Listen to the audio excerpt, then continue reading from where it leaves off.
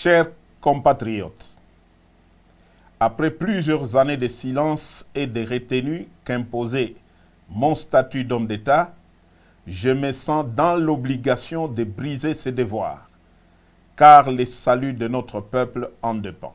Les élections de 2018, qui ont consacré une passation pacifique du pouvoir pour la première fois en RDC, ont été soumises à un challenge dont l'objectif était la déstabilisation à la libyenne de tout le pays. Devant ces plans machiavéliques, forgés dans le sombre salon de les ennemis de la RDC, une paix des braves s'érigeait devant nous comme la seule solution salutaire pour épargner le pays de l'hécatombe planifiée. Cette paix des braves s'est matérialisée par un accord dont la majorité des acteurs sont encore vivants, à l'exception des généraux disparus Delphin Kayimbi et Tim Mukonto. Paix à leur âme.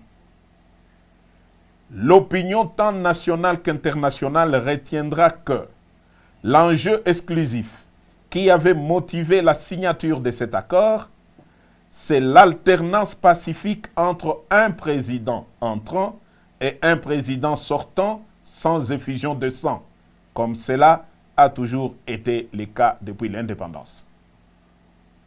Force est de constater que cet acquis indéniable est malheureusement mis en mal gravement par Félix Antoine Tshisekedi, qui en était le plus grand bénéficiaire.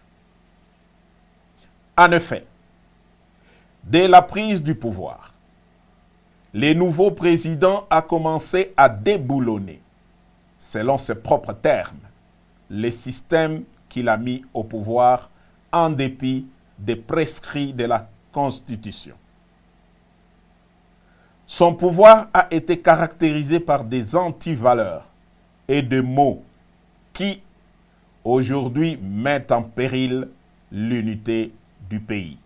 Je cite: la corruption institutionnalisée, les tribalismes à outrance, la prédation des richesses du pays en détruisant le cycle de la croissance économique dont tous les agrégats macroéconomiques étaient favorablement ouverts au début de son mandat. L'instrumentalisation et la tribalisation de la justice, les assassinats politiques, ainsi que le crime d'État dans le Katanga et dans l'Est de la République. La paralysation et la caporalisation du Parlement, symbole de la démocratie. L'affaiblissement de l'armée et du système de défense par les tribalismes et les traitements à la tête du client. La gouvernance par défi, en muselant la presse et en violation de tout le droit de l'homme auquel le pays avait souscrit par une ratification solennelle des traités internationaux en la matière.